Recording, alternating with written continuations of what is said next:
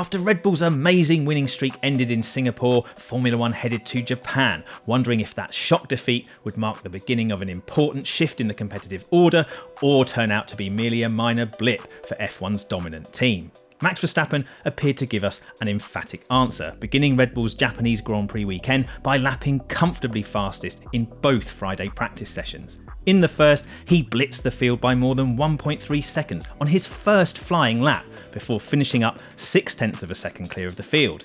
And although his rivals closed in a little as the track grip improved for FP2, Verstappen was still comfortably 0.3 clear of the chasing pack, and more than a second up on his teammate Sergio Perez.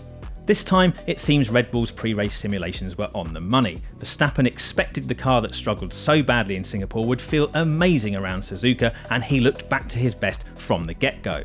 The new flaw that Red Bull tried in practice in Singapore but then parked as it tried to home in on why the car was underperforming so badly there was back on Verstappen's RB19 here, and certainly doesn't appear to have caused any issues. Perhaps unexpectedly for a team and driver that has dominated 2023 so spectacularly, Verstappen doesn't usually set the outright pace on Fridays, and he hasn't been this far ahead of the pack on a Friday since Miami, where he won comfortably despite starting only 9th on the grid. Red Bull batted away questions about whether the FIA's fresh attempts to clamp down on flexible bodywork and underfloor trickery were to blame for the team's sudden downturn in Singapore. Christian Horner was insistent the car's lack of pace around Marina Bay was down to engineering stuff, basically the various setup issues related to ride height, suspension stiffness and track surface that we outlined in our last video on Red Bull. And it would seem the results of Friday practice at Suzuka bear out what Horner's saying. That 0.3 advantage on pure pace is actually at the upper end of where you would ordinarily expect Red Bull to be on a Friday, which suggests if these clampdowns are having any effect in the background, that effect is negligible. TD18 was designed to stop wings and bodywork from twisting excessively at the joins while the cars are in motion to improve aerodynamic efficiency, while TD39, which has been recently reinforced after being introduced last season, is focused on preventing cars running too low to the ground and bouncing so excessively that driver safety is compromised. It was suggested in Singapore that TD18 was more likely to affect teams other than Red Bull, but that whoever was affected would only lose maybe 0.1 of a second of lap time. Important maybe in the incredibly close fight behind Red Bull, but not something that would change Red Bull's world. TD39 relates specifically to the legality plank on the underside of the floor, and whether clever tricks are being employed to allow the areas of the floor around the plank to flex in such a way that allows the car to be run lower without wearing the plank to an illegal extent. This is something that could, in theory, severely compromise Red Bull, because its soft, long travel rear suspension is designed specifically to allow the car to run lower to the ground than others without triggering airflow stalls in the floor.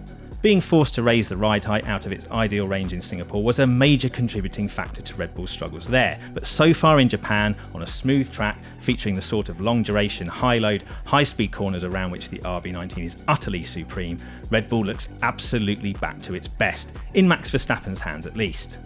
This would suggest the FIA technical directives were indeed a red herring in trying to explain Red Bull's sudden dip in Singapore. Bad news for those teams behind who were probably hoping for a helping hand in trying to bring Red Bull down.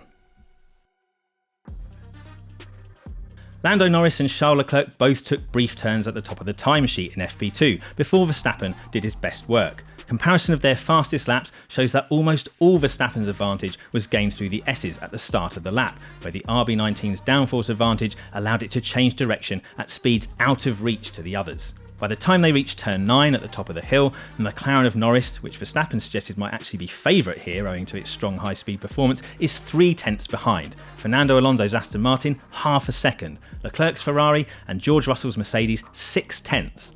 Ferrari makes half of its deficit back up over the rest of the lap, but the others don't. Averaging out the lap time set over the longer runs at the end of FP2, which give an indication of which cars have potentially the strongest race pace, shows Red Bull with an ominous half a second per lap advantage over McLaren and Ferrari.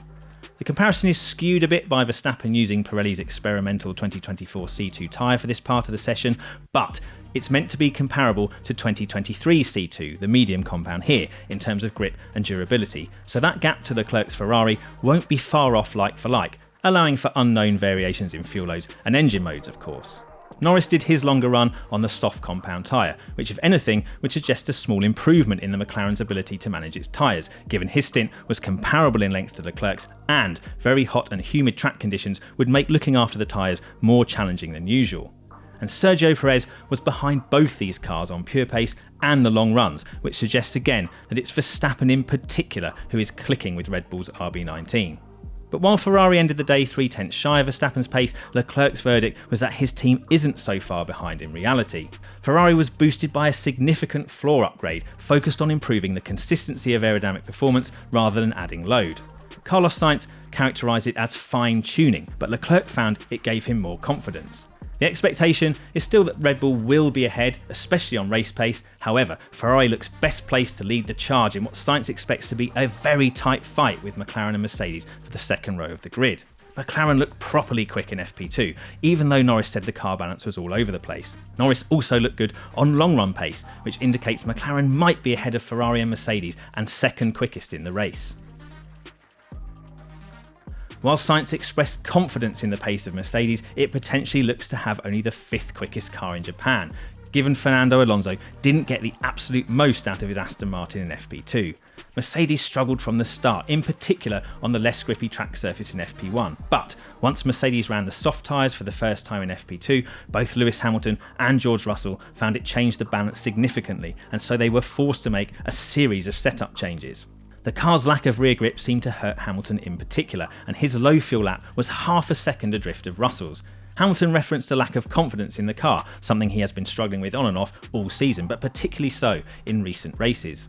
Mercedes struggled acutely in the faster corners. Trackside engineering director Andrew Shovlin indicated the first sector was a particular weakness, with the time lost to Red Bull 6/10 in the first part of the lap alone. However, Russell did set the second best time of the day in the middle sector.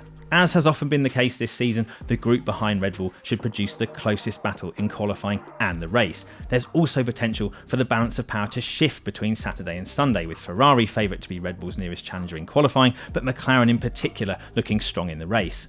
But it's only Friday, and overnight setup changes have the potential to shift that balance of power again. The only thing that is not in doubt is that Red Bull is definitely back to its best after that comprehensive Singapore defeat.